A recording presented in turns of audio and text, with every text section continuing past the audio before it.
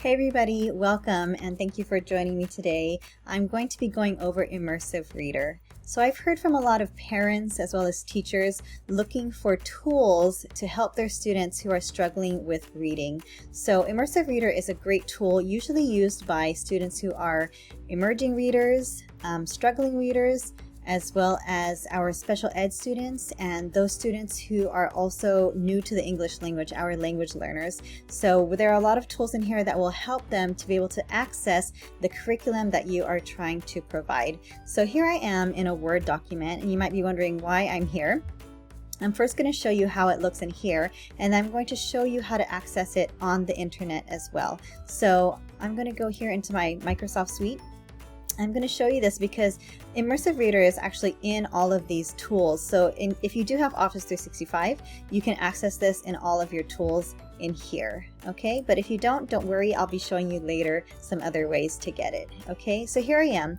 So maybe as a teacher, you assign this to your students, and this is not an issue for most of your students, but you do have those few kids who struggle with this text. So the great thing about Immersive Reader is that you don't have to do anything from your end. These are tools that you could teach the students so that they could help themselves in being able to understand what you have assigned. So they would click on View, Immersive Reader, and you could see it has changed the appearance of their text. So I'm going to go through those settings with you, but let's go ahead and start at the bottom.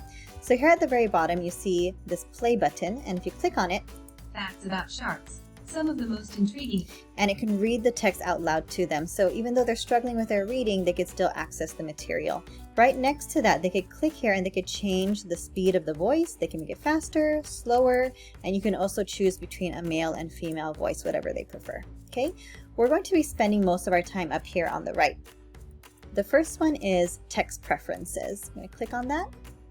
And for a lot of our readers, they have a hard time because of how it appears. So they can adjust how big or small they want the text to appear. They can also turn on increase spacing, which also helps them to focus, just like that. They can choose different fonts. We usually tell students to use Comic Sans because that's the closest to actual print, actual writing, but it's up to them. They could also choose different types of backgrounds if that helps them. Like for me, I have a hard time reading when it's in blue. I'm not sure why, but for our students, they could choose different ones. And if they need more selections, they click on more colors, and here they are. Okay, so our next one up here up top is grammar options. This is great if you're teaching your students about syllables or the different parts of speech. You could turn on syllables, and it just separates the words into the proper syllables. You can turn on the different parts of speech, nouns, verbs, adjectives, adverbs, and you can see there are different colors depending on what you select. So they could select different colors as well. Okay, you can show labels, which shows you the parts of speech right here above the words. Okay, so that's very helpful to them as well. I've seen a teacher use this. They were trying to help their students in spicing up their writing. So they told their students to look for all the nouns and to add some adjectives in there to really make their writing spicier or more exciting. So that's a way that we've seen teachers use it. All right, so up here, this very last one is reading preferences. So I'm going to click on that.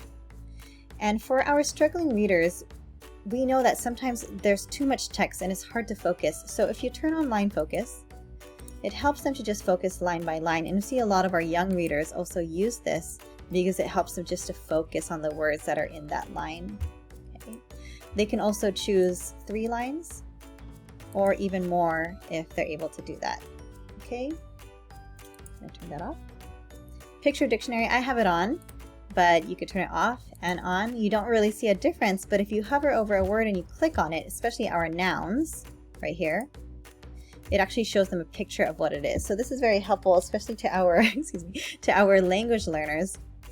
And it shows them what it is. And you can see that it's in English and it's also in the language of our choice, so they could hear it as well. So right here, I just talked about that right now. You could choose any language you want. Right now I have it on Spanish. That's why you saw the translation of it in Spanish. I have it by word.